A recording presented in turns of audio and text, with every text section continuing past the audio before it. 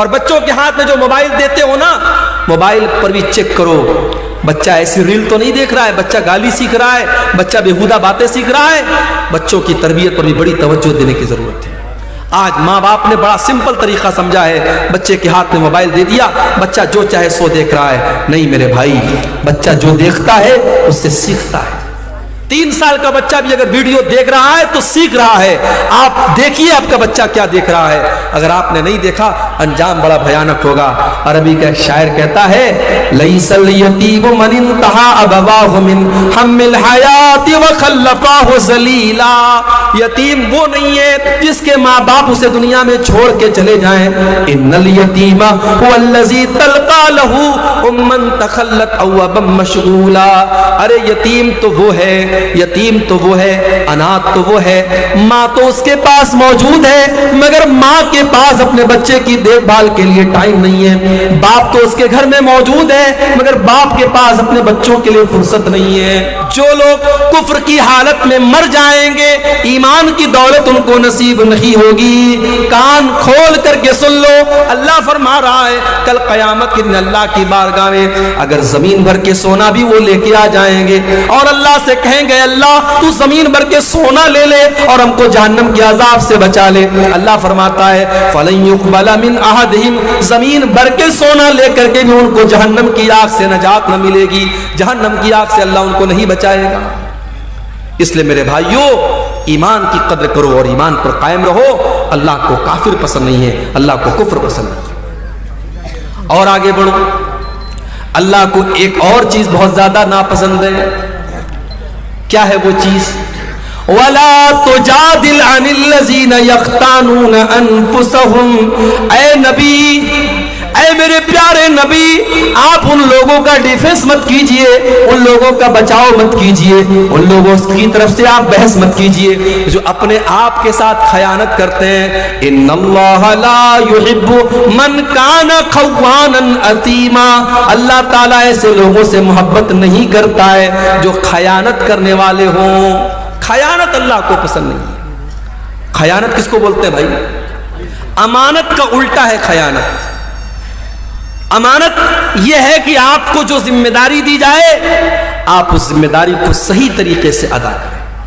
اگر آپ ٹیچر ہیں، آپ کی ذمہ داری بچوں کو پڑھانا ہے، پڑھانے کے ٹائم آپ بچوں کو پڑھانے کے بجائے موبائل میں لگے ہوئے ہیں، بچے شور مچا رہے، بچے کتاب پڑھ نہیں رہے اور ٹیچر موبائل میں لگا ہوا ہے، یہ امانت کے ساتھ خیانت ہے۔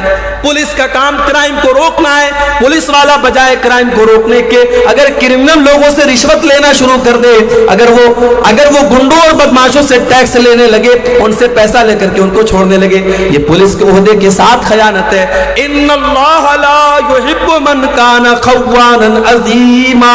اللہ کو خیانت کرنے والے لوگ پسند نہیں ہیں، اس لیے امانت میں خیانت سے بچو میرے بھائی۔ جو بھی امانت اور جو بھی ذمہ داری آپ کے کندھے پر ڈالی گئی ہے اس ذمہ داری کو صحیح طریقے سے پورا کرو۔ ہمارے کچھ بھائیوں نے ہم کو بتایا اسی بہار کی سرزمین پر، اسی جھارکھنڈ کی سرزمین پر یہ کام بھی ہو رہا ہے۔ ایک مسجد کا 4 بار فوٹو لیا جا رہا ہے اور 4 بار سعودی عرب سے اس کا پیسہ اٹھایا جا رہا ہے۔ ایک بار ٹیوب ویل لگایا جا رہا ہے، ایک بار اس کو پنک کلر سے پینٹ کیا جا رہا ہے، پھر گرین کلر سے پینٹ کیا جا رہا ہے، پھر لال کلر سے پینٹ کیا جا رہا ہے۔ ٹیوب ویل تو ایک بار لگا لیکن اس کا پیسہ 5 بار اٹھایا جا رہا ہے۔ یہ 420 یہ اللہ کے دین کے نام پہ ہو رہی ہے، صدقہ خیرات کے نام پہ ہو رہی ہے، زکوٰۃ کے نام پر ہو رہی ہے۔ میرے پیارے ساتھیوں، اس بے ایمانی کا حساب قیامت کے دن دینا پڑے گا، ان علماء کو بھی دینا پڑے گا، ان مشروعات کا کام کرنے والوں کو بھی دینا پڑے گا جو آج امت کے پیسے کے ساتھ اتنی بڑی خیانت کر رہے ہیں۔ آج کتنی مسجدیں جو باہر سے فنڈ آیا 30 لاکھ کا لیکن اس میں دیا گیا صرف 10 لاکھ روپئے اور میٹیریل کو بالکل ہلکا کر دیا گیا۔ پتہ یہ چلا 5 سال کے بعد مسجد کی چھت بیٹھ گئی، 5 سال کے بعد مسجد کی زمین بیٹھ گئی، 5 سال کے بعد مسجد کی دیوار گر گئی، پیسہ آیا 30 لاکھ، لگایا گیا 10 لاکھ اور 20 لاکھ کو بیچ میں سے غائب کر دیا گیا۔ میرے پیارے ساتھیوں، کیا یہ خیانت نہیں ہے؟ ان اللہ لا يحب من کان خوانا اثیما۔ اللہ تعالیٰ خیانت کرنے والوں کو پسند نہیں کرتا۔ اور ایک بات اور کہنا چاہتا ہوں، یہاں بہت سارے ہمارے بزرگ بھائی بھی بیٹھے ہیں، औलाद वाले बैठे हैं, हमारी कुछ माएँ भी बैठी होंगी, वो माएँ हैं जिनकी घर में बेटियां हैं। अगर आप एक बेटी की माँ हैं, अगर आप एक बेटे के बाप हैं, ये बेटे और बेटी भी आपके कंधे पर अल्लाह की अमानत है। अल्लाह ने अगर आपको औलाद दिया है, अल्लाह औलाद के बारे में सवाल करेगा। अल्लाह के नबी फरमाते हैं, कुल्लुकुम राइयुन व कुल्लुकुम मसऊलुन अन रइयतिही, ओ लोगों तुम सब के सब जिम्मेदार हो और तुमसे तुम्हारी जिम्मेदारी के बारे में सवाल किया जाएगा। फर्रजुल राइन अला अहली बैतिही, इंसान अपने घर वालों का जिम्मेदार है, अपनी फैमिली का जिम्मेदार है, अपने परिवार का जिम्मेदार है, और इंसान से उसके परिवार के बारे में सवाल किया जाएगा।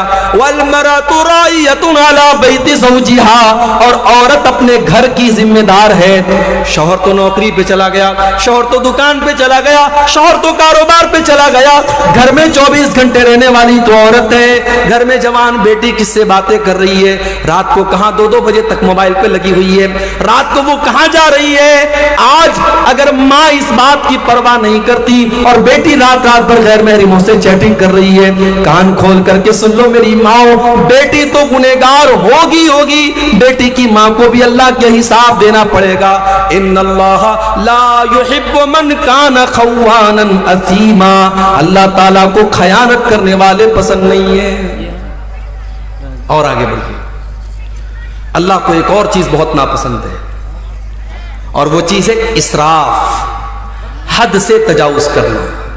या बनी आदम खुज़ू ज़ीनतकुम इंद कुल्लि मस्जिद, ऐ आदम के बेटो जब तुम मस्जिद में जाया करो, जब तुम नमाज पढ़ने जाया करो तो अपनी जीनत को अपना लिया करो। लोग अक्सर ये सवाल करते हैं, शेख साहब नमाज में टोपी का लगाना कैसा है?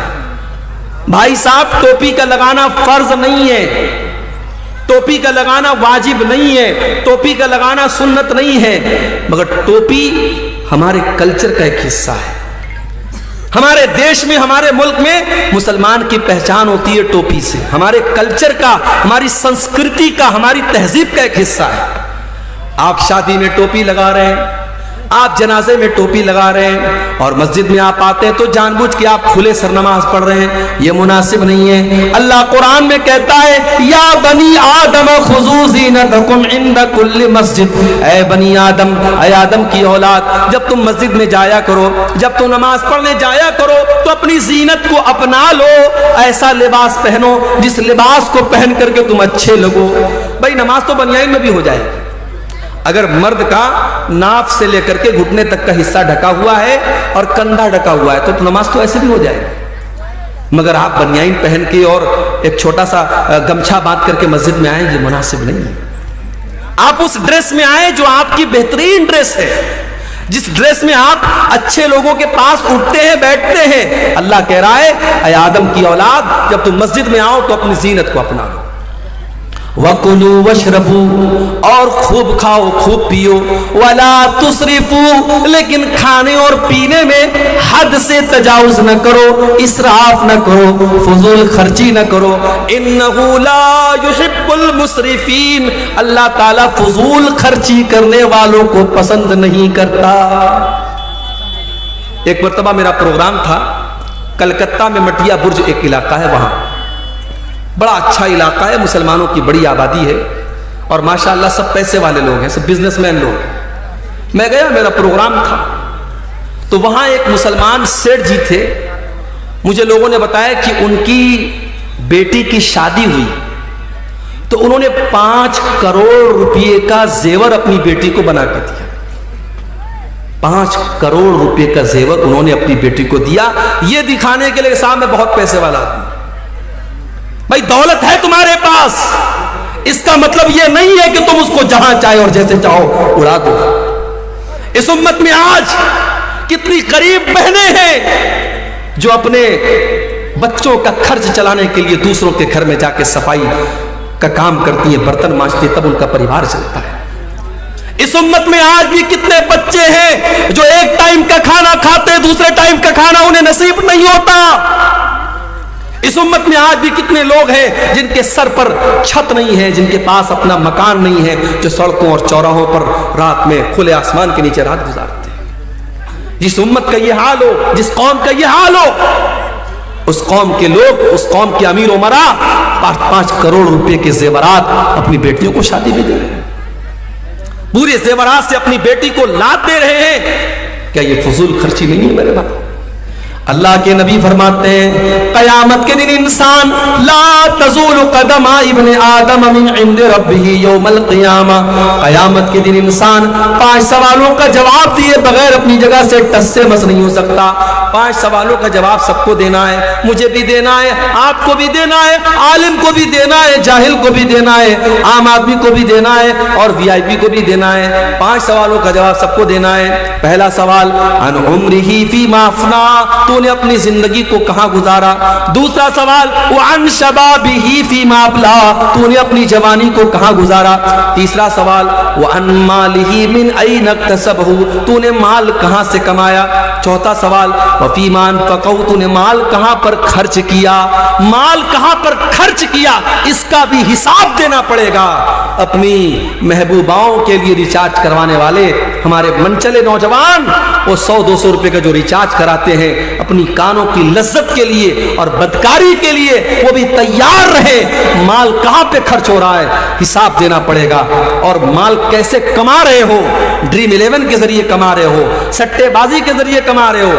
ابھی ہمارے واٹس ایپ پر ایک میسج آیا کہ کرکٹ کے میچ میں سٹا لگانا ہو تو ہم سے کانٹیکٹ کیجیے، ہمارے گروپ کو جوائن کر لیجیے، ہم 100% بالکل صحیح بھوشیہ وانی کرتے ہیں. میں نے کھولا وہ گروپ، دیکھا، میں نے سوچا کہ دیکھیں یہ کیا بھوشیہ وانی کرتا ہے. آج پاکستان کا اور ساؤتھ افریقہ کا میچ تھا، اس نے کہا یہ میچ پاکستان جیتے گا. اب کتنے لوگوں نے اس کے کہنے پر سٹا لگا دیا ہوگا، لاکھوں کا، کروڑوں کا. اور شام رات ہوتے ہوتے جب رزلٹ آیا پتہ لگا پاکستان ہار گئی اور ساؤتھ افریقہ جیت گئی. یہ سٹے بازی آج ہمارا نوجوان بڑی تعداد میں واٹس ایپ کے ذریعے، ٹیلی گرام کے ذریعے، فیس بک کے ذریعے باقاعدہ سٹا ہو رہا ہے، اور لاکھوں کروڑوں کا سٹا ہو رہا ہے اور جوا ہو رہا ہے، اور ہمارا مسلمان اس میں حصہ لے رہا ہے. اور میرے پیارے ساتھیوں، وہ یہ سوچ رہا ہے کہ ہم راتوں رات امیر بن جائیں. اگر وہ ایک بار 1 لاکھ روپیہ جیت جائے گا، اگلی بار 10 لاکھ لگائے گا کہ میں 10 لاکھ جیت جاؤں گا، اور پتہ لگا وہ 10 لاکھ ڈبا دے گا، قرضے میں ڈوب جائے گا اور اپنے آپ کو اور اپنے گھر والوں کو داؤں پہ لگا دے گا. میرے پیارے ساتھیوں، مال کہاں سے کما رہے ہو اس کا بھی حساب دینا پڑے گا، اور مال کہاں خرچ کر رہے ہو اس کا بھی حساب دینا پڑے گا. تو فضول خرچی کرنے والے، ناجائز پیسہ اڑانے والے، اور اپنی جائز خواہشات پر بھی لمٹ سے زیادہ خرچ کرنے والے، اس کو اسراف کہتے ہیں، اور اللہ اسراف کرنے والوں کو پسند نہیں کرتا ہے. اور آگے بڑھیے میرے پیارے ساتھیوں، واللہ لا يحب الظالمین، اللہ تعالیٰ ظلم کرنے والوں کو پسند نہیں کرتا، ظلم کرنے والوں سے محبت نہیں کرتا، ظلم اللہ کو پسند نہیں. ظالم کان کھول کر کے سن لے، ظلم کا انجام برا ہونے والا ہے. ظلم زیادہ دیر تک چلنے والا نہیں. جس فلسطین کے اندر اسرائیلیوں کو پناہ ملی، یہودیوں کو پناہ ملی، جب آج سے 50-60 سال پہلے، 70 سال پہلے جب ان کو ہٹلر نے مار مار کے بھگایا اور وہ لٹے کٹے پٹے یہودی، ان کو اگر کہیں سر جھکانے کی، سر چھپانے کی جگہ ملی، اسی فلسطین کے اندر ان کو جگہ ملی. تو آج انہوں نے ناجائز طریقے سے فلسطین کے بقیہ حصوں پر دھیرے دھیرے قبضہ کرنا شروع کر دیا، اور وہاں کے جوانوں اور بچوں اور عورتوں کا خون تب سے لے کر کے وہ آج تک بہا رہے ہیں. اللہ نے ایسے ہی اس قوم کو مغضوب علیہم نہیں کہا ہے، یہ مغضوب علیہم قوم ہے، اس قوم پر اللہ کا غضب اترا ہے. میرے پیارے ساتھیوں، یہ ظلم ہو رہا ہے جو آج ہم فلسطین کی سرزمین پر دیکھ رہے ہیں. اور کان کھول کر کے سن لو، ظلم کا انجام کبھی بھی اچھا ہونے والا نہیں ہے. اللہ کے نبی فرماتے ہیں اتقوا الظلم فإن الظلم ظلمات یوم القیامہ، ظلم کرنے سے بچو، قیامت کے دن ظلم کرنے والا اندھیروں میں رہے گا. ظلم کرنے والے کو لائٹ نصیب نہیں ہوگی. کبھی رات میں جب آپ کار چلا رہے ہو یا بائک چلا رہے ہو اور بالکل جنگل میں سنسان راستے میں آپ جا رہے ہو، اچانک اپنی بائک کی لائٹ آپ بند کر دیجیے، اپنی کار کی ہیڈ لائٹ آپ بند کر دیجیے. 10 سیکنڈ کے لیے آپ ڈر جائیں گے میرے بھائی، آپ ڈر جائیں گے. چاروں طرف خوب اندھیرا ہو اور آپ کے پاس کوئی لائٹ نہ ہو، کوئی روشنی نہ ہو، آپ ایک قدم چل نہیں سکتے. قیامت کا دن ہوگا، وہ انسان کتنا بد نصیب ہوگا جس کو روشنی نصیب نہیں ہوگی. اللہ نے کہا ظالم کو قیامت کے دن کوئی روشنی نصیب نہیں ہوگی. دنیا میں جتنا ظلم کرنا ہے کر لو، طاقت کا نشہ، کرسی کا نشہ، پاور کا نشہ، جتنا اس نشے پر اڑنا ہے اڑ لو، مگر یاد رکھو ناؤ کاغذ کی صدا چلتی نہیں، ظلم کی ٹہنی کبھی پھلتی نہیں۔ اللہ کو ظلم کرنے والے لوگ پسند نہیں ہیں میرے پیارے ساتھیوں۔ اس کائنات کا میں اللہ کا یہ نظام اور اللہ کی یہ سنت رہی ہے، اللہ کا قانون رہا ہے۔ اللہ نے مشرک اور کافر کو حکومت دی ہے، لیکن اللہ نے ظالم کو حکومت میں نہیں رہنے دیا ہے۔ ظالم کا انجام بڑا بھیانک ہوا ہے۔ برسوں ہزاروں برس پہلے فرعون نام کا ایک ظالم تھا جس نے چھوٹے چھوٹے بچوں کو قتل کروایا تھا۔ جب اس کے دربار میں کسی کاہن نے، کسی جادوگر نے کہا تھا، کسی بھوشیوانی کرنے والے نے کہا تھا کہ اے فرعون تیری حکومت میں ایک بچہ پیدا ہونے والا ہے جو آگے چل کر کے تیری حکومت کو ختم کرے گا، تو فرعون جو اپنے آپ کو خدا کہتا تھا، اپنے آپ کو رب کہتا تھا، اس نے آرڈر دے دیا اور چھوٹے چھوٹے بچوں کو قتل کروانے کا حکم دے دیا۔ مگر اللہ کو اس ظالم کو ختم کرنا تھا۔ اللہ نے ایسا پلان بنایا، اللہ نے ایسی تدبیر بنائی کہ اسی ظالم کے گھر میں حضرت موسیٰ علیہ السلام اسی کے پیسے سے پرورش پاتے ہیں، اور پھر آگے چل کے حضرت موسیٰ علیہ السلام جب اللہ کے نبی بنتے ہیں اور فرعون کو دعوت دیتے ہیں اور فرعون حضرت موسیٰ کی دعوت کو ٹھکرا دیتا ہے، تو انجام کتنا بھیانک ہوتا ہے کہ دریائے قلزم میں پانی کے اندر فرعون ڈوب کر کے مر جاتا ہے۔ میرے پیارے ساتھیوں، ظالم کا انجام بہت ہی بھیانک ہونے والا ہے۔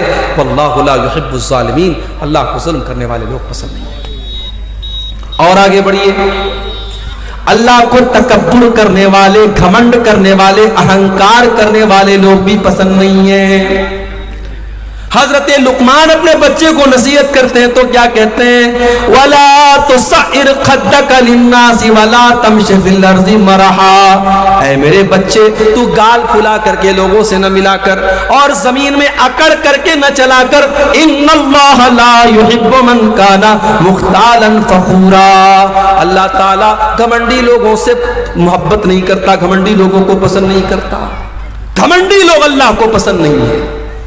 قارون بڑی دولت والا تھا، اس کو اپنی دولت پر بڑا ناز تھا، لیکن قارون کے قوم میں جو نیک لوگ تھے، جو ایمان والے لوگ تھے، انہوں نے قارون کو نصیحت کی اور کہا کہ اے قارون لا تفرح، اپنی دولت پر اترانا نہیں، اپنی دولت پر غرور نہیں کرنا۔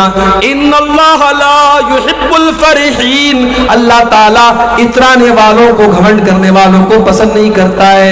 وابتغ فیما آتاک اللہ الدار الآخرہ، اے قارون تجھے اللہ نے بڑی دولت سے نوازا ہے، بڑے خزانے اللہ تعالیٰ نے تجھے دیے ہیں، اے قارون اپنی دولت کے ذریعے تو آخرت کی تیاری کر۔ او میرے پیارے ساتھیوں، آج اللہ نے آپ کو دولت والا بنایا ہے، اپنی دولت کو اللہ کے راستے میں خرچ کیا کرو، مسجدوں میں دیا کرو، مدرسوں میں دیا کرو، کار خیر میں دیا کرو، اپنی آخرت بنایا کرو۔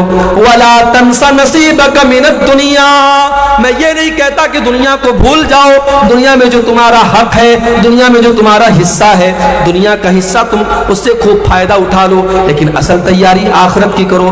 وَلَا تَبْغِ الْفَسَادَ فِي الْأَرْضِ، اور قارون سے اس کی قوم کے لوگوں نے کہا کہ اے قارون تو زمین میں فساد مچانے کی کوشش نہ کرنا، اللہ تعالیٰ فسادی لوگوں کو پسند نہیں کرتا۔ تو تکبر اور گھمنڈ یہ اللہ کو پسند نہیں ہے میرے بھائی۔ دنیا میں جس نے تکبر کیا، جس نے گھمنڈ کیا، اس کا انجام بڑا بھیانک ہوا۔ ابلیس نے تکبر کیا، اللہ کی بارگاہ سے دھتکارا گیا۔ قارون نے تکبر کیا، اس کے محل کو زمین میں دھسا دیا گیا۔ فرعون نے تکبر کیا، اس کو پانی میں ڈوبا کر کے مار دیا گیا۔ نمرود نے تکبر کیا، ایک معمولی مچھر نے اس کا کام ختم کر دیا۔ قوم عاد نے تکبر کیا، قوم سمود نے تکبر کیا، اللہ نے پٹک پٹک کر کے ان کو بے جان کر دیا۔ میرے بھائیوں، تکبر کا انجام بڑا ہی بھیانک ہوتا ہے، اور تکبر کرنے والا اور گھمنڈ کرنے والا اللہ کو پسند نہیں ہے۔ اب یہاں ایک سوال پیدا ہوتا ہے، مولوی صاحب نے شیروانی پہنی ہے، سامنے ایک لنگی والا آ گیا، لنگی پہنے ہے، بنیان پہنے۔ اب مولوی صاحب کے دل میں فیلنگ آئی کہ یار میں 10,000 روپے کا کپڑا پہنا ہوں، یہ 500 روپے کا کپڑا پہنا ہے۔ مولوی صاحب کے اندر ایک فیلنگ آئی، حاجی صاحب کے اندر ایک فیلنگ آئی کہ میں پیسے والا آدمی ہوں، میرا کپڑا اس کے کپڑے سے اچھا ہے۔ تو کیا اچھا کپڑا پہننا یہ حرام ہے؟ اگر ہم پیسے والے ہیں، دولت والے ہیں، تو کیا ہم مہنگا کپڑا نہیں پہن سکتے، اچھا کپڑا نہیں پہن سکتے؟ ایسا کوئی مسئلہ نہیں۔ آپ اگر پیسے والے ہیں، آپ اگر دولت والے ہیں تو آپ اچھا کپڑا پہن سکتے ہیں، بلکہ پہننا چاہیے۔ پھٹا پرانا کپڑا پہننا یہ دینداری نہیں ہے۔ بہت سے لوگ اس کو سمجھتے ہیں پیسہ بہت ہے، دولت بہت ہے، لیکن ہمیشہ پھٹا پرانا کپڑا پہن کر کے بالکل عجیب و غریب شکل بنائے رہیں گے اور کہیں گے صاحب پیسہ تو ہے، مگر ہمارا اسلام یہ کہتا ہے کہ سمپل رہو۔ سمپل رہنا ایک الگ چیز ہے، اور اپنی دولت ہونے کے باوجود پھٹا پرانا میلا کچیلا کپڑا پہننا یہ الگ چیز ہے۔ اللہ کے نبی کے ایک صحابی آئے، اللہ کے نبی نے دیکھا کہ بڑی ان کے کپڑے بڑے میلے کچیلے ہیں۔ آپ نے کہا دولت ہے تمہارے پاس، پیسہ ہے تمہارے پاس؟ کہا اے اللہ کے نبی بہت دولت ہے، اتنی بکریاں ہیں میرے پاس، اتنے اونٹ ہیں میرے پاس، اتنے غلام ہیں میرے پاس، بہت دولت ہے، بہت پیسہ ہے۔ اللہ کے نبی نے فرمایا ان آتاک اللہ مالا فلیرعصر نعمت اللہ علیک۔ اے میرے صحابی، اگر اللہ نے تم کو دولت سے نوازا ہے تو دولت کا اثر تمہارے اوپر ظاہر ہونا چاہیے۔ اچھا کپڑا پہنا کرو، اپنی حیثیت کے مطابق کپڑا پہنا کرو۔ اچھا کپڑا پہننا برا نہیں ہے، ہاں اچھا کپڑا پہننے کے بعد جب گھر سے نکلو تو جو تم سے کمزور کپڑا پہنے ہوئے ہیں اس کو تم کبھی حقیر مت سمجھنا، یہ تکبر ہو جائے گا۔ اللہ کے نبی فرماتے ہیں ان اللہ جمیل یحب الجمال، اللہ تعالیٰ خوبصورت ہے اور خوبصورتی کو پسند کرتا ہے۔ اچھا کپڑا پہننا یہ گناہ نہیں ہے، اچھا جوتا پہننا یہ گناہ نہیں ہے، بلکہ گناہ کیا ہے؟ الکبر بطر الحق وغمط الناس، تکبر یہ ہے، گھمنڈ یہ ہے انسان دوسروں کو حقیر سمجھے، دوسروں کو معمولی سمجھے اور اپنے آپ کو بڑا سمجھے، یہ تکبر ہے میرے پیارے ساتھیوں۔ اور میرے نبی نے اور اللہ نے تکبر سے منع کیا ہے۔ اللہ کے نبی نے تو یہاں تک فرمایا لا يدخل الجنت من کان فی قلبہ مثقال ذرۃ من الکبر، جس کے دل میں ذرہ برابر بھی تکبر ہوگا، گھمنڈ ہوگا، اہنکار ہوگا، وہ جنت میں نہیں جائے گا۔ اس لیے تکبر سے بچو، تواضع، اپنے اندر نرمی پیدا کرو، اپنے آپ کو چھوٹا سمجھو، لوگوں سے گھل مل کر کے رہو۔ اللہ تعالیٰ ایسے لوگوں سے محبت کرتا ہے، اور جو اپنے آپ کو چھوٹا بنا لیتا ہے من تواضع للہ رفعہ اللہ، اللہ اس کو اور بلندی عطا کرتا ہے۔ اسی طریقے سے میرے پیارے ساتھیوں، اللہ تعالیٰ ان لوگوں کو بھی پسند نہیں کرتا ہے جو بیہودہ باتیں اپنے منہ سے نکالتے ہیں، جو گندی باتیں اپنے منہ سے نکالتے ہیں۔ اللہ کے نبی فرماتے ہیں، بخاری اور مسلم کی روایت ہے، بڑے غور سے سنیے گا، میں سمجھ رہا ہوں رات کا آخری ٹائم ہے، آپ کے صبر کا امتحان لے رہا ہوں، مگر بڑی امپورٹنٹ باتیں بیان کر رہا ہوں، سن کے جائیے۔ اللہ کے نبی فرماتے ہیں کہ ان اللہ لیبغض الفاحش البذیء، اللہ تعالیٰ ایسے لوگوں سے نفرت کرتا ہے، ایسے لوگوں کو پسند نہیں کرتا ہے جو فاحش ہوتے ہیں اور جو بذیء ہوتے ہیں۔ فاحش اور بذیء کس کو کہتے ہیں؟ جس کی زبان گندی ہوتی ہے، جو زبان سے گالی بکتا ہے، جو زبان سے بیہودہ باتیں کرتا ہے، اللہ ایسے لوگوں کو پسند نہیں کرتا ہے۔ میرے پیارے ساتھیوں، زبان کی حفاظت کرو، گالی گلوچ سے اپنے آپ کو بچاؤ۔ آج باپ گالی دیتا ہے، بچے اس سے گالی سیکھتے ہیں، بچیوں کی تربیت پر اثر پڑتا ہے۔ اپنے گھر کو گالی سے محفوظ رکھو۔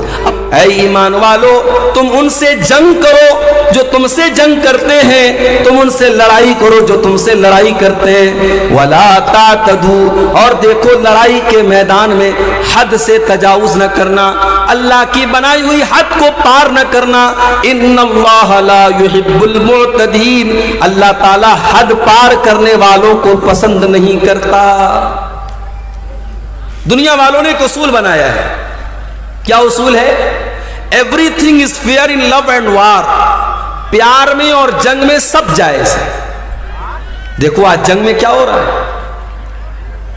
ایک طرف حماس نے حملہ کیا اسرائیل پر اور 400-500 لوگوں کو مارا، میڈیا کی رپورٹس نے بتایا بچے بھی مرے، عورتیں بھی مرے۔ اسلام کے اکارڈنگ غلط ہے بچوں کو مارنا، عورتوں کو مارنا۔ جو جنگ کے میدان میں نہیں آیا، جو لڑ نہیں رہا ہے، اس کو نہیں مار سکتے۔ اگر حماس کے حملے میں بچے مرے ہم کنڈیم کرتے ہیں، اگر حماس کے حملے میں بے قصور مرے ہم مذمت کرتے ہیں، ہم نندا کرتے ہیں اس کی۔ مگر بدلے میں کیا ہوا؟ 500 کے بدلے میں 7000 لوگ اب تک مارے جا چکے، میڈیا کی رپورٹ کے مطابق۔ پورا شہر غازہ تباہ ہو چکا ہے، हॉस्पिटलों के ऊपर बमबारी हो रही है, छोटे छोटे मासूम बच्चे मर रहे हैं और दुनिया के कानों पर कोई फर्क नहीं पड़ रहा है। तो मेरे भाई, ये जंग है। जंग में लोग कहते हैं सब जायज है, बच्चे मरे जायज है, औरतें मरे जायज है। मेरे नबी ने क्या फरमाया? मेरे नबी जब जंग के मैदान में अपने सहाबा को भेजते तो क्या फरमाते हैं? उग़ज़ू बिस्मिल्लाही, जाओ अल्लाह का नाम लेकर के लड़ो। वक़ातिलू फी सबीलिल्लाह, और जाओ तुम अल्लाह के रास्ते में जाकर के लड़ो। वला तक़तुलू वलीदन, किसी बच्चे को कत्ल न करना। वला तक़तुलू शैख़न फ़ानिया, कोई ऐसा बूढ़ा इंसान है जो जंग के मैदान में लड़ नहीं रहा है, जो मैदान जंग से किनारे है, उसको खबरदार कत्ल न करना। वला तग़ुल्लू, जंग के मैदान में भी किसी के साथ खयानत मत करना, किसी के साथ धोखा मत करना, किसी के साथ फ्रॉड मत करना। वला तक़तऊ शजरतन, किसी पेड़ को न काटना, किसी इबादतगाह को मत गिराना, किसी के पूजा स्थल को मत गिराना। ये इस्लाम ने उसूल बताए। दुनिया का उसूल है जंग में सब जायज है, मेरे नबी का उसूल है नहीं, जंग के मैदान में भी सब जायज नहीं है। वही बात कुरान कह रहा है, ऐ ईमान वालों, जब तुम अपने दुश्मनों से जंग करो, जब तुम अपने दुश्मनों से लड़ाई करो, वला तातदू, तो हद पार मत करो। अल्लाह ताला ने हर चीज की एक हद बनाई। इंसान जवान होता है, लड़का बालिग होता है, लड़की बालिग होती है। अल्लाह ने दोनों के अंदर जिनसी ख्वाहिश रखी है, सेक्सुअल डिजायर रखा है। मर्द को औरत की जरूरत है, औरत को मर्द की जरूरत है। अल्लाह ने इस ख्वाहिश को पूरा करने का जायज तरीका निकाह को बनाया। लड़का लड़की का निकाह कर दिया जाए, उनकी ख्वाहिश को सही तरीके से पूरा किया जाए। अब वही लड़का और वही लड़की अगर जिना का रास्ता अपनाए, अगर बदकारी का रास्ता अपनाए, अगर गलत लोगों से रिलेशनशिप कायम करे, मेरे प्यारे साथियों, यही अल्लाह की हद से तजावुज करना है। और अल्लाह फरमाता है, वला तातदू इन्नल्लाह ला युहिब्बुल मुअतदीन, अल्लाह की हद कभी पार मत करना, अल्लाह हद पार करने वालों को पसंद नहीं करता है। आपके इलाके में लड़कियों को हिस्सा देते हैं वरासत में? बोलो भाई, क्या लड़की बाप की वरासत में हिस्सा पाती है आपके इलाके में? नहीं पाती, मैं जानता हूं नहीं पाती है। क्यों?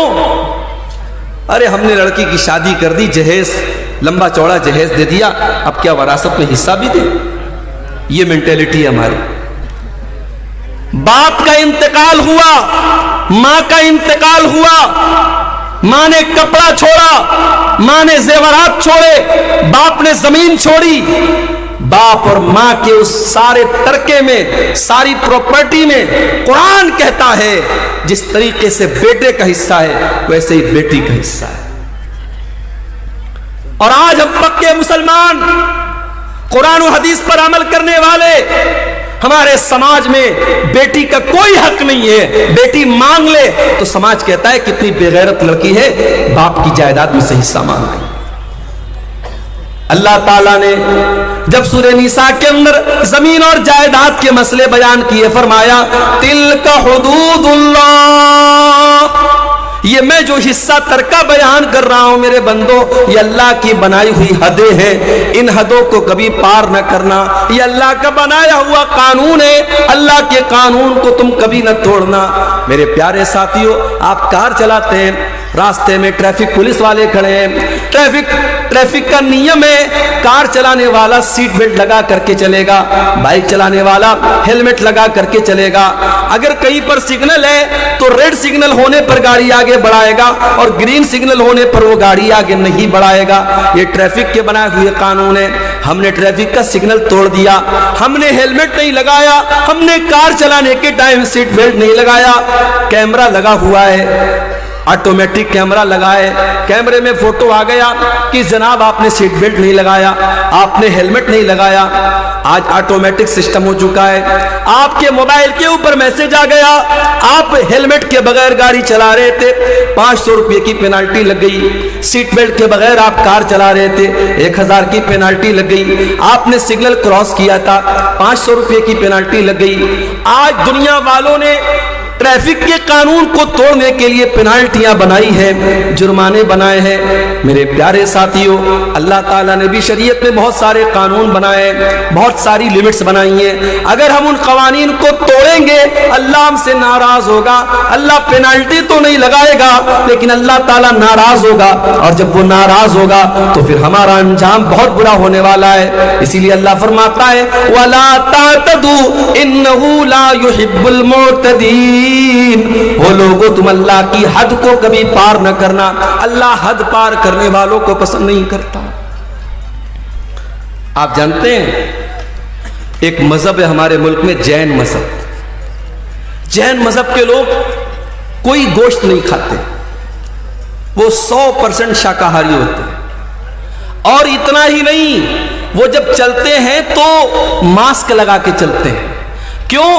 क्योंकि उनका कहना है जब हम हवा में सांस लेते हैं तो बहुत सारे कीड़े मकोड़े और बहुत सारे जरासीम और कीटाणु हमारे सांस लेने से मर जाते हैं, तो हम मास्क लगा लेते हैं ताकि उनकी हत्या न हो। बहुत सारे जैन मजहब के जो उनके गुरु होते हैं वो नंगे रहते हैं, क्योंकि उनके मजहब के जो रहनुमा है उनकी तालीम है कि कपड़ा भी मत पहनो, नंगे रहो। ये जैन मजहब की तालीम है। इस्लाम की तालीम क्या है? इस्लाम ये कहता है, अल्लाह कुरान में कहता है, या अय्युहल्लज़ीना आमनू ला तुहर्रिमू तय्यिबाति मा अहल्लल्लाहु लकुम।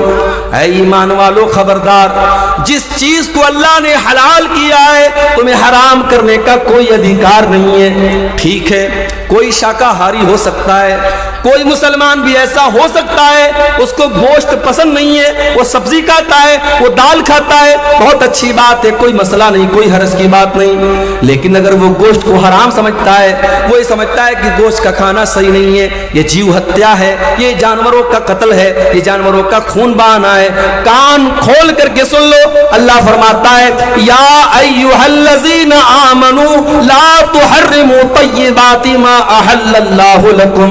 ऐ ईमान वालों, जो चीज अल्लाह ने तुम्हारे लिए हलाल की है, जो चीज अल्लाह ने जायज की है, तुम कौन होते हो हराम करने वाले? तुम कौन होते हो नाजायज करने वाले?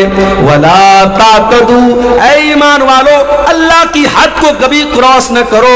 इन्नहु ला युहिब्बुल मुअतदीन, अल्लाह ताला हद से तजावुज करने वालों को पसंद नहीं करता। पता ये चला, अल्लाह ने अगर किसी चीज को हराम किया है हम हलाल नहीं कर सकते, और अल्लाह ने हलाल किया है हम हराम नहीं कर सकते। एक मर्तबा अल्लाह के नबी ने अपने ऊपर शहद को हराम कर लिया, अपनी एक बीवी के कहने पर। जब उस बीवी ने अल्लाह के नबी से कहा कि अल्लाह के नबी, आपके मुंह से मगाफिर की महक आती है। मगाफिर एक बदबूदार फूल होता था। अल्लाह के प्यारे नबी हजरत ज़ैनब के यहाँ से शहद खा के आया करते थे, और दूसरी बीवियों को पसंद नहीं था, शहद खाने की वजह से देर हो जाया करती थी। तो उन्होंने कहा, अय अल्लाह के नबी, आपके मुंह से मगाफिर की महक आती है। अल्लाह के नबी ने अपनी बीवी को राजी करने के लिए ये कसम खा ली कि मैं आज के बाद शहद नहीं खाऊंगा। जब शहद खाने से मेरे मुंह से महक आती है, जब शहद खाने से मेरे मुंह से बदबू आती है, मैं आज के बाद शहद नहीं खाऊंगा। एक नॉर्मल सी बात थी, नबी ने अपने ऊपर शहद को हराम कर लिया। लेकिन अल्लाह के लिए नॉर्मल बात नहीं थी। अल्लाह ने कुरान की आयत नाजिल कर दी, या अय्युहन नबिय्यु लिमा तुहर्रिमु मा अहल्लल्लाहु लका तबतगी मर्दात अज़वाजिक। ऐ नबी, आपको ये अधिकार किसने दे दिया, ये हक किसने दे दिया कि जिस शहद को अल्लाह ताला ने हलाल किया था आपने अपने ऊपर हराम कर लिया अपनी कुछ बीवियों को खुश करने के लिए। ऐ नबी, आपको भी अल्लाह के हलाल किए हुए चीज को हराम करने का अधिकार नहीं है। हम नहीं कर सकते, किसी हलाल चीज को हराम नहीं कर सकते, और किसी हराम को हलाल नहीं कर सकते मेरे भाई। और आगे बढ़िए, قرآن میں ایک اور جگہ یہ بات آئی ہے، سورہ اعراف میں اللہ نے فرمایا ادعوا ربکم تضرعا وخفیا، اپنے رب سے دعا کرو، گڑ گڑا کر کے دعا کرو اور چپکے چپکے دعا کیا کرو، انہ لا یحب المعتدین، اللہ تعالیٰ دعا کے اندر حد سے تجاوز کرنے والوں کو پسند نہیں کرتا۔ کچھ لوگ دعا کے اندر بھی حد سے تجاوز کرتے ہیں۔ معاف کیجئے گا، آپ کے یہاں چندے کا جو طریقہ ہوتا ہے، بنگلہ زبان کے جو مقرر آتے ہیں وہ دعا کرتے ہیں، اس پر بھی تحقیق ہونی چاہیے کہ یہ طریقہ دعا کا صحیح ہے کہ دعا کے اندر حد سے تجاوز نہیں ہونا چاہیے۔ دعا میں ہم کوئی ایسی چیز نہیں مانگیں گے جو مناسب نہ ہو۔ ایک صحابی نے اپنے بیٹے کو دیکھا، بیٹا دعا کر رہا ہے، اے اللہ جنت میں داہنے طرف سفید رنگ کا محل مجھے عطا فرما دے، جنت کے اندر وائٹ ہاؤس مجھے دے دے۔ صحابی نے بیٹے کو یہ دعا کرتے ہوئے سنا، کہا ہے میرے بیٹے یہ تو کیا دعا کر رہا ہے؟ کہا ابا جان میں دعا کر رہا ہوں کہ اللہ تو مجھے جنت کے داہنے سائیڈ میں ایک سفید رنگ کا محل عطا فرما۔ کہا بیٹا یہ دعا کرنا صحیح نہیں ہے بیٹا، میں نے اللہ کے نبی کو یہ فرماتے ہوئے سنا تھا کہ قیامت کے پہلے ایک ایسا دور آئے گا، لوگ دعا کے اندر حد سے تجاوز کریں گے اور لوگ وضو کرنے میں حد سے تجاوز کریں گے۔ اے میرے بچے جب تجھے دعا کرنا ہو تو سمپل یہ دعا کر، اے اللہ میں جنت کا سوال کرتا ہوں، میں جہنم سے تیری پناہ مانگتا ہوں۔ اس میں اتنی ڈیٹیل مت بیان کرو، اپنی دعا میں یہ مت کہو کہ اللہ جنت کے داہنے سائیڈ میں مجھ کو یہ محل عطا فرما، یہ دعا کے اندر حد سے تجاوز کرنا ہے۔ بعض لوگ دعا کرتے کہتے ہیں اللہ اپنے نبی کے صدقے میری یہ دعا قبول کر لے۔ یہ صدقہ کیا ہے بھائی؟ نبی کے صدقے کیسے دعا ہوتی ہے؟ غلط ہے، یہ دعا میں حد سے تجاوز ہے۔ آپ دعا میں اگر وسیلہ لگانا چاہتے ہیں اپنے کسی نیک عمل کا وسیلہ لگائیے۔ اے اللہ میں نے جاڑے میں کمبل بانٹے تھے غریبوں کو، اے اللہ رات کا سناٹا تھا، کوئی غریب لیٹا ہوا تھا، میں نے جا کے کمبل اس کو اڑا دیا تھا، اے اللہ کوئی دیکھنے والا نہیں تھا، کوئی کیمرہ والا نہیں تھا، کوئی ریکارڈنگ کرنے والا نہیں تھا، اے اللہ میں نے تجھ کو راضی کرنے کے لیے، تجھ کو خوش کرنے کے لیے اس غریب کی مدد کی تھی، اے اللہ تو میری مغفرت فرما دے، اے اللہ تو میری مصیبت کو دور فرما دے۔ ایسے نیک عمل کا وسیلہ آپ لگا سکتے ہیں۔ تو دعا کے اندر بھی حد سے تجاوز نہیں ہونا چاہیے۔ تو پہلی چیز جو اللہ تعالیٰ کو بہت ناپسند ہے میرے بھائیوں، وہ کیا ہے؟ حد سے تجاوز کرنا۔ اور آگے بڑھیے، اللہ کو دوسری چیز جو بہت زیادہ ناپسند ہے، قرآن کا دوسرا پارہ کھولو، اللہ فرماتا ہے وَإِذَا تَوَلَّا فِي الْأَرْضِ سَعَى۔ منافقوں کے بارے میں اللہ نے فرمایا کہ منافق آدمی جب زمین میں چلتا ہے تو وہ کیا کرتا ہے؟ لِيُفْسِدَ فِي الْأَرْضِ وَيُهْلِكَ الْحَرْثَ وَالنَّسْلَ وَاللَّهُ لَا يُحِبُّ الْفَسَادَ۔ وہ منافق آدمی، وہ مشرک آدمی، وہ زمین میں فساد مچاتا ہے، وہ لوگوں کو قتل کرتا ہے، وہ بچوں کو قتل کرتا ہے۔ وَاللَّهُ لَا يُحِبُّ الْفَسَادَ، اللہ کو فساد پسند نہیں ہے، اللہ کو زمین کے اندر فساد پسند نہیں ہے، اللہ کو فسادی لوگ پسند نہیں ہے، جو فساد مچاتے ہوں، جو بے قصوروں کا خون بہاتے ہوں، جو نردوش لوگوں کی ہتیا کرتے ہوں۔ جاؤ کوئی میڈیا والوں کو قرآن کی آیت بتا دے، وَإِذَا تَوَلَّا سَعَى فِي الْأَرْضِ لِيُفْسِدَ فِيهَا وَيُهْلِكَ الْحَرْثَ وَالنَّسْلَ۔ یہ منافقوں کی پہچان ہے، یہ مشرکوں کی پہچان ہے، یہ اللہ کے دشمنوں کی پہچان ہے۔ بچوں کو قتل کرنا، فساد مچانا، آتنک مچانا۔ اللہ کا ماننے والا کبھی آتنکوادی نہیں ہو سکتا، اللہ کا ماننے والا کبھی دہشت گرد نہیں ہو سکتا۔ ارے اللہ کے ماننے والے ایک چیونٹی کو بھی بلا وجہ نہیں مارتے۔ یاد کرو سلیمان علیہ السلام کا واقعہ۔ سلیمان علیہ السلام جا رہے ہیں اور راستے میں چیونٹیوں کی ایک وادی کے پاس سے ان کا گزر ہوتا ہے۔ سلیمان علیہ السلام کو اللہ تعالیٰ نے ایک اسپیشل نالج دی تھی، وہ چیونٹیوں کی بولی کو بھی سن لیتے تھے، سمجھ لیتے تھے۔ حتی اذا اتوا علی واد النمل قالت نملۃ یا ایھا النمل ادخلوا مساکنکم۔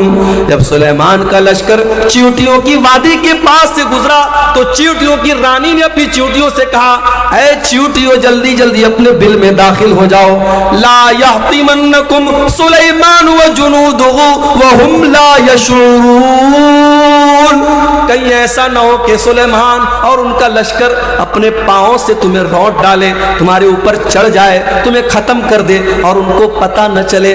وَهُمْ لَا يَشْعُرُونَ ان کو پتہ نہ چلے. اس کا مطلب کہ جان بوجھ کر سلیمان علیہ السلام چیونٹیوں کو بھی تکلیف نہیں پہنچا سکتے. او میرے میڈیا والے بھائیوں, او دنیا میں اسلام کے خلاف پروپیگنڈا کرنے والے نیوز چینل والوں, کبھی اس طریقے کے ویڈیو کو بھی اپنے چینلوں پر لگایا کرو, کبھی ان باتوں کو بھی اپنے چینلوں پر لگایا کرو. سلیمان علیہ السلام کا لشکر چیونٹی کی ہتیا نہیں کر سکتا. ایک نبی کا ماننے والا جب چیونٹی کی ہتیا نہیں کر سکتا, کسی نردوش کی ہتیا کیسے کر سکتا ہے؟ واللہ لا يحب الفساد, اللہ کو فساد مچانے والے, آتنک مچانے والے پسند نہیں ہے. اسلام تو وہ مذہب ہے میرے بھائی, ایک نردوش کی ہتیا, ایک بے قصور کا خون بہانے والا پوری مانوتا کا ہتھیارہ ہے, پوری انسانیت کا قاتل ہے. اللہ فرماتا ہے من قتل نفسا بغیر نفس او فساد فی الارض فکأنما قتل الناس جميعا, جس نے ایک نردوش کی ہتیا کی اس نے پوری انسانیت کو قتل کر دیا. اس نے اتنا بڑا پاپ کر دیا کہ پوری انسانیت کو قتل کر دیا.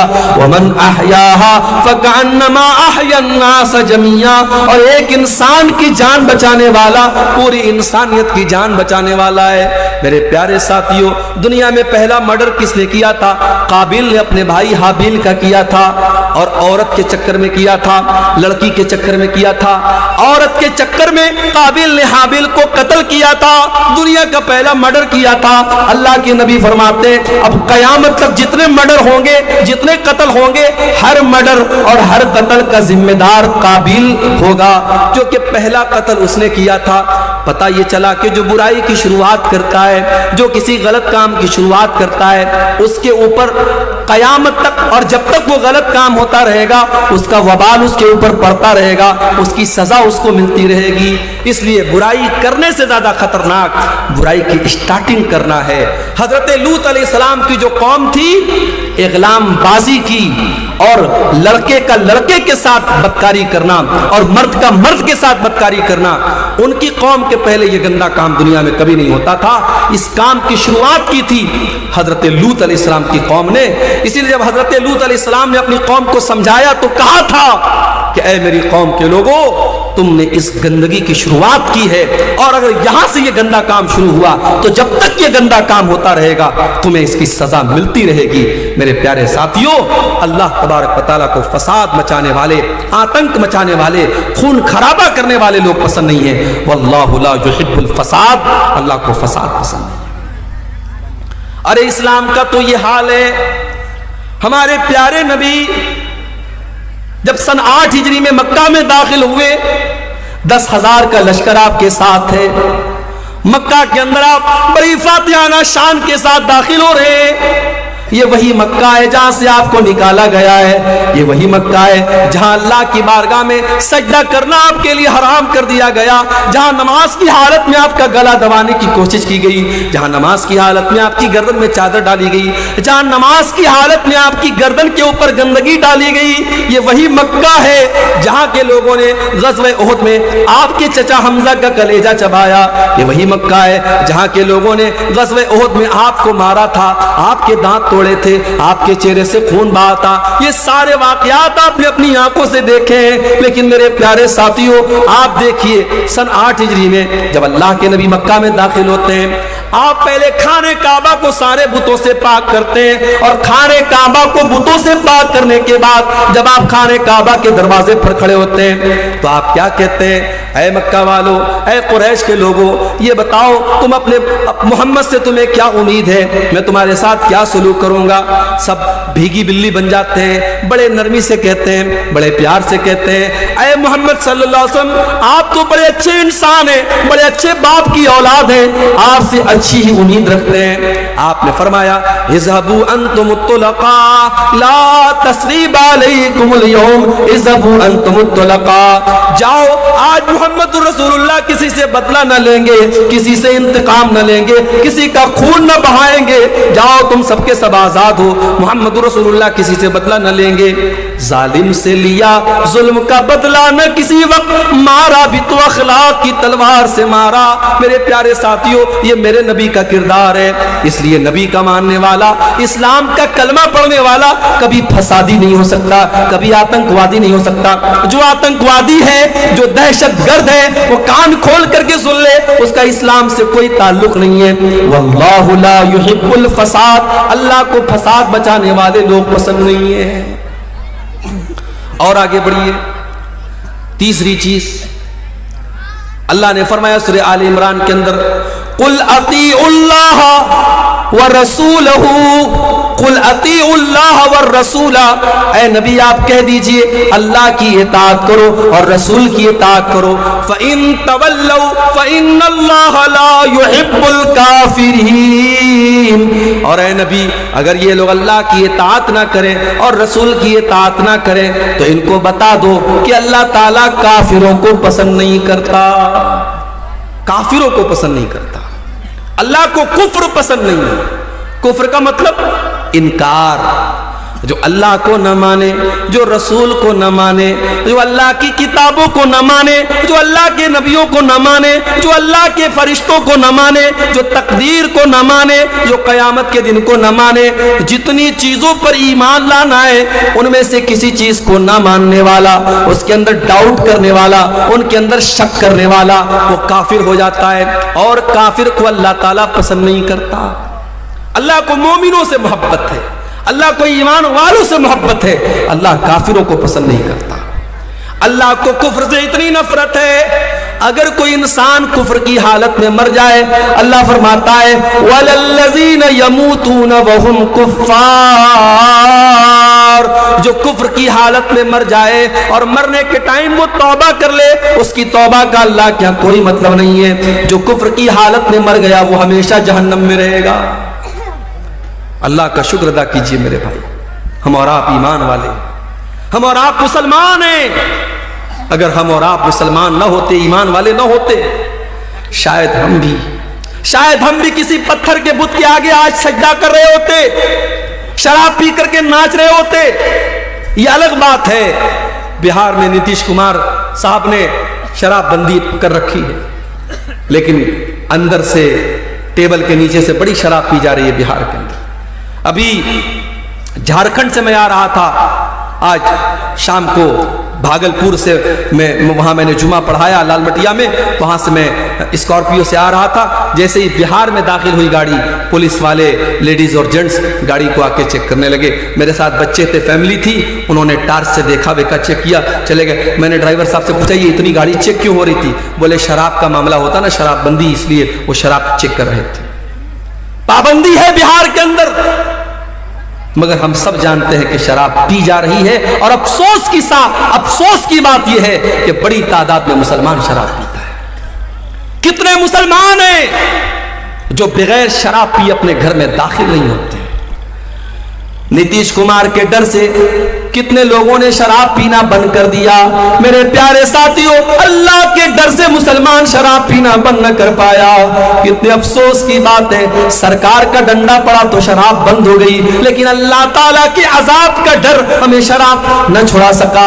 1400 سال پہلے کے حالات دیکھو، جب اللہ تعالیٰ نے قرآن کی آیت نازل کی کہ اے ایمان والو، انما الخمر والمیسر والانصاب والازلام رجس من عمل الشیطان، اے ایمان والو، یہ شراب کا پینا، یہ جوا کا کھیلنا، یہ پاسے کے تیر کے ذریعے قسمت کا حال معلوم کرنا، یہ غیر اللہ کے آستانے پر جانوروں کو ذبح کرنا، یہ سب گندے کام ہیں، شیطان کے کام ہیں۔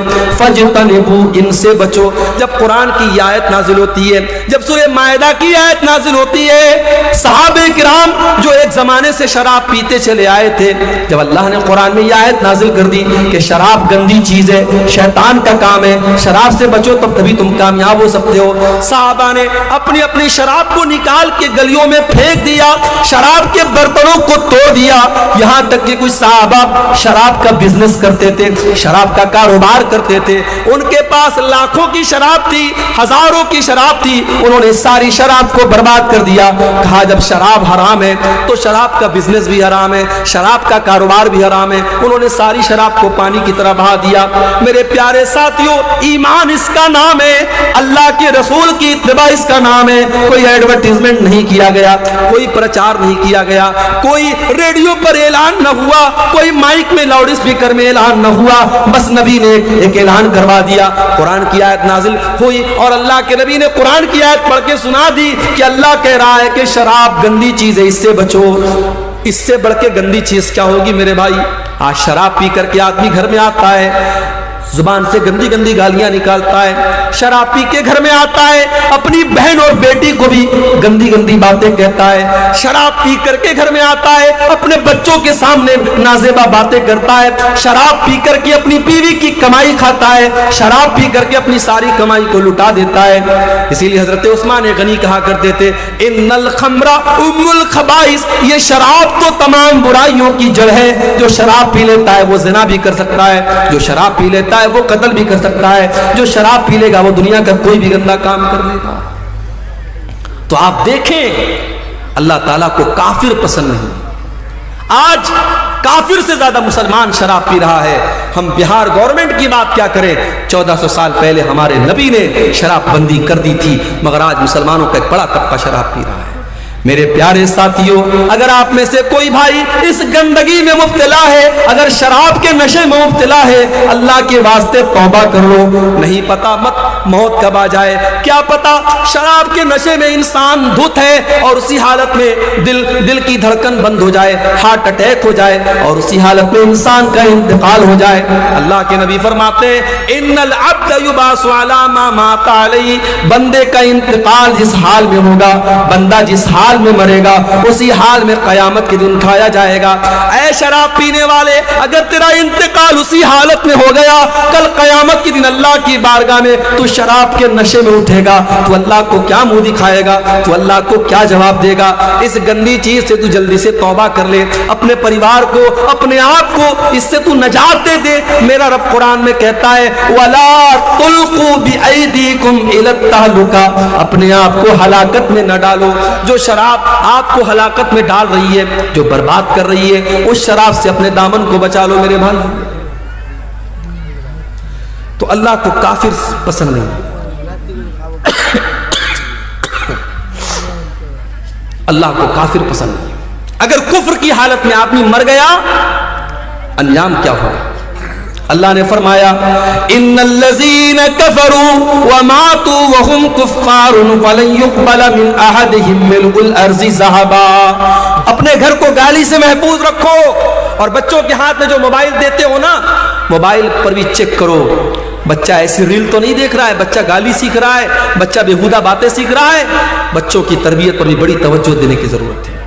آج ماں باپ نے بڑا سمپل طریقہ سمجھا ہے, بچے کے ہاتھ میں موبائل دے دیا, بچہ جو چاہے سو دیکھ رہا ہے. نہیں میرے بھائی, بچہ جو دیکھتا ہے اس سے سیکھتا ہے. 3 سال کا بچہ بھی اگر ویڈیو دیکھ رہا ہے تو سیکھ رہا ہے. آپ دیکھیے آپ کا بچہ کیا دیکھ رہا ہے. اگر آپ نے نہیں دیکھا, انجام بڑا بھیانک ہوگا. عربی کا شاعر کہتا ہے لیس الیتیم من انتہا ابواہ من ہم الحیات وخلفاہ ذلیلا. یتیم وہ نہیں ہے جس کے ماں باپ اسے دنیا میں چھوڑ کے چلے جائیں. ان الیتیم هو الذی تلقى له امن تخلت او ابا مشغولا. ارے یتیم تو وہ ہے, یتیم تو وہ ہے, انات تو وہ ہے, ماں تو اس کے پاس موجود ہے مگر ماں کے پاس اپنے بچے کی دیکھ بھال کے لیے ٹائم نہیں ہے. باپ تو اس کے گھر میں موجود ہے مگر باپ کے پاس اپنے بچوں کے لیے فرصت نہیں ہے. میں تو خود ایک مدرسے میں ٹیچر ہوں. کبھی کبھی ایسے بھی پیرنٹس آتے ہیں, ایسے بھی ماں باپ آتے ہیں, بچہ کون سی کلاس میں پڑھتا ہے باپ کو یہ بھی نہیں پتا, بچہ کون سی کلاس میں پڑھتا ہے ماں کو یہ بھی نہیں پتا. اتنے بے خبر مت بنو میرے بھائی, اتنا پیسہ کمانے کے پیچھے اندھے مت بنو کہ آپ کو یہ محسوس ہی نہ ہو کہ آپ کا بچہ کہاں جا رہا ہے. تو اللہ تبارک و تعالیٰ کو ایسے لوگ بھی پسند نہیں ہیں جو بیہودہ باتیں اور گندی باتیں منہ سے نکالتے. ایک اور حدیث سن لیجئے, اس کے بعد ہم سوالات کو دیکھیں گے. اللہ کے پیارے نبی فرماتے ہیں ابغض الناس عند اللہ ثلاثہ. 3 لوگ اللہ تعالیٰ کو بہت زیادہ ناپسند ہیں, 3 لوگوں سے اللہ تعالیٰ نفرت کرتا ہے. نمبر 1 ملحد فی الحرم, جو حرم کے اندر, اللہ کے گھر کے اندر, خانہ کعبہ کے اندر یا مدینہ منورہ کے اندر اللہ کی نافرمانی کرے. شراب پینا بہت غلط کام ہے, لیکن کوئی مکہ مدینہ میں جا کے شراب پیے.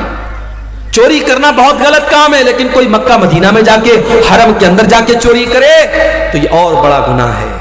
اس لیے جو عمرہ کرنے جائیں، میں سمجھاتا بھی ہوں اپنے بھائیوں، عمرہ کرنے آپ گئے، بھیڑ لگی ہوئی ہے طواف کے دوران، اب آپ کی خواہش ہے حجر اسود کو چومنے کی، حجر اسود کو ٹچ کرنے کی، مگر مردوں کی بھیڑ بھی ہے، عورتوں کی بھیڑ بھی ہے. اب کچھ لوگ کیا کرتے ہیں، سب کو چیرتے ہوئے اور پھلانگتے ہوئے جا کر کے حجر اسود کو چوم لیتے ہیں.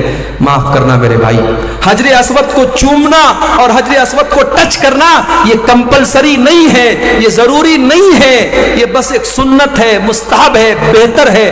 اگر آپ چھو سکتے ہیں تو چھو لیجئے، نہیں چھو سکتے کوئی مسئلہ نہیں ہے، مگر وہاں پہ طواف کے دوران کسی عورت کو ٹچ کرنا حرام ہے، کسی مرد کو تکلیف پہنچانا حرام ہے. آپ ایسا طواف کس کام کا کہ دوسروں کو تکلیف پہنچا کر کے آپ آگے بڑھ رہے ہیں. اللہ کے نبی کہہ رہے ہیں ملحد فی الحرم، جو حرم کے اندر، اللہ کے گھر کے اندر حرام کام کرے، ناجائز کام کرے، اللہ کو ناراض کرنے والا کام کرے، ایسا آدمی اللہ کو بہت ناپسند ہے. اور دوسرا انسان وَمُبْتَغٍ فِي الْإِسْلَامِ سُنَّةَ الْجَاهِلِيَّةِ، اسلام کے اندر جو دور جاہلیت کے طریقے کو فالو کرے، جس کو اسلام کا کلچر پسند نہیں ہے، جس کو دور جاہلیت کا کلچر پسند ہے، جب وہ اس کے گھر میں بچے جب صبح صبح اٹھتے ہیں تو گڈ مارننگ کہہ کر کے اٹھتے ہیں، ان کو السلام علیکم پسند نہیں آتا ہے، اس کو وہ کلچر پسند نہیں ہے جو اسلام کا کلچر ہے، جو اللہ کا کلچر ہے، اس کو غیروں کا کلچر پسند ہے.